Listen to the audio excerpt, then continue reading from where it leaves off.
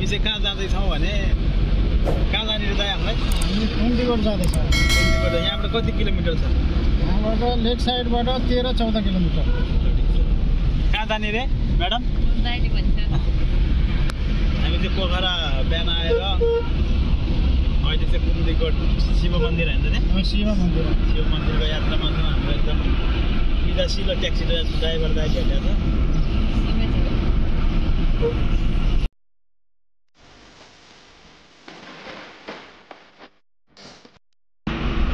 कुम्दीकोट तर्फ उकालो लाग्दैछ।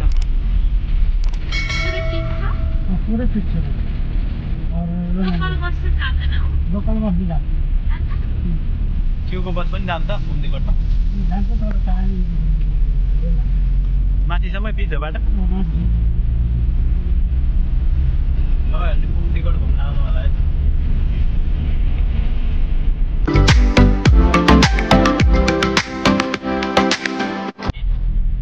कति लाग्छ अरे कुम्दीकोट जान आउन? 2000 मात्र हाम्रो रमेशजीको ट्याक्सीमा सस्तो। अरूले 3000-3500 भन्छ। यहाँ मलाई नै भनेको थियो रमेश परियालजीले चाहिँ एकदम मिलाएर मजाले 2 घन्टा कुरी बाटोमा परेको अरू ठाउँहरू पनि घुमाइ ल्याइदिनु हुँदो रहेछ। नयाँ मान्छे भनेर ठग्ने। पहिले चाहिँ फेरि यहाँ कुम्दीकोट जाने बाटो चाहिँ एकदम अफरोड छ, बाटो खराब छ, सक्दैन 3000-4500 लाग्छ पनि भन्थ्यो पहिले त। तर बाटो रहेछ यस्तो सबै हेर्नु अफरोड त भनेको थियो पहिले त। पोखरा आउँदा चाहिँ उहाँलाई नै सम्झिनँ। उहाँको कन्ट्याक्ट नम्बर भनिदिनु त तपाईँले ट्याक्क सम्झिन्छ।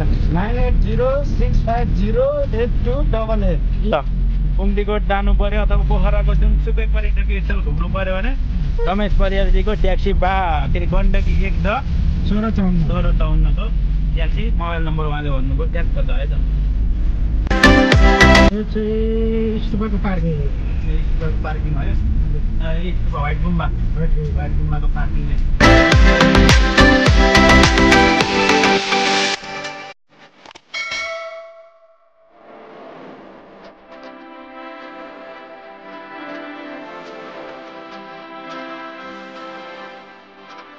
शिवजीको दर्शन भयो है। ल शिवरात्रिको भोलिपल्ट हामी शिवजीको दर्शन गर्न पोखराको कुम्दीकोट आइपुग्यौँ है गाइजहरु।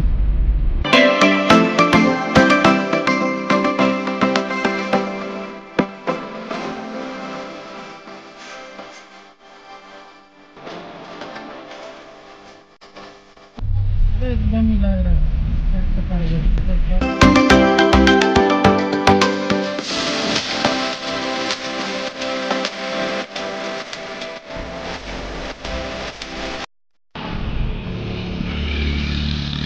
कुम्दीकोट डाँडा थोकमा आइपुगेका छौँ है हामी। कस्तो लागिरहेछ त बिहे गरेर कुम्दीकोट घुम्न आउँदाखेरि? कुम्दीकोट होइन तुलसी गर्छ अहिले।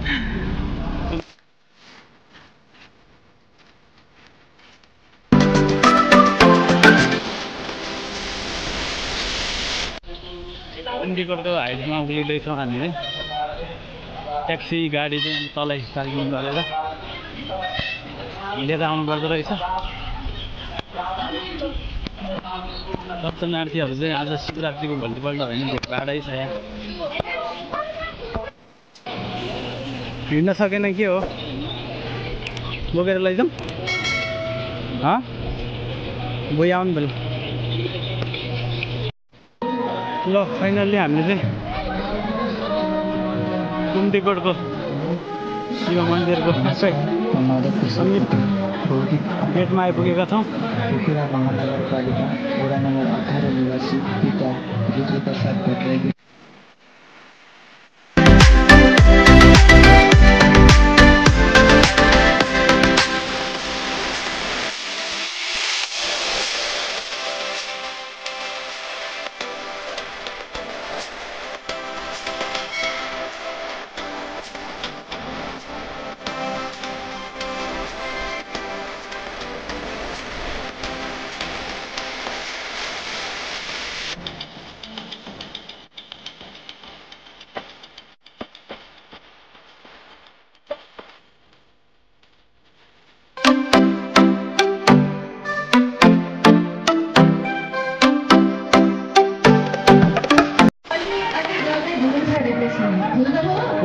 गर्दाखेरि चाहिँ अब यहाँ श्रीमद् भागवत पनि चलिराखेको रहेछ।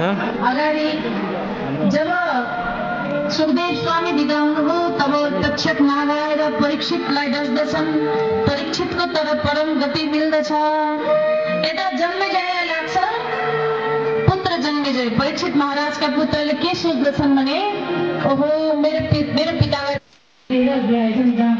गणेश भगवानले चाहिँ शिव भगवानको परिक्रमा गर्दै हुनुहुन्छ यहाँ चाहिँ।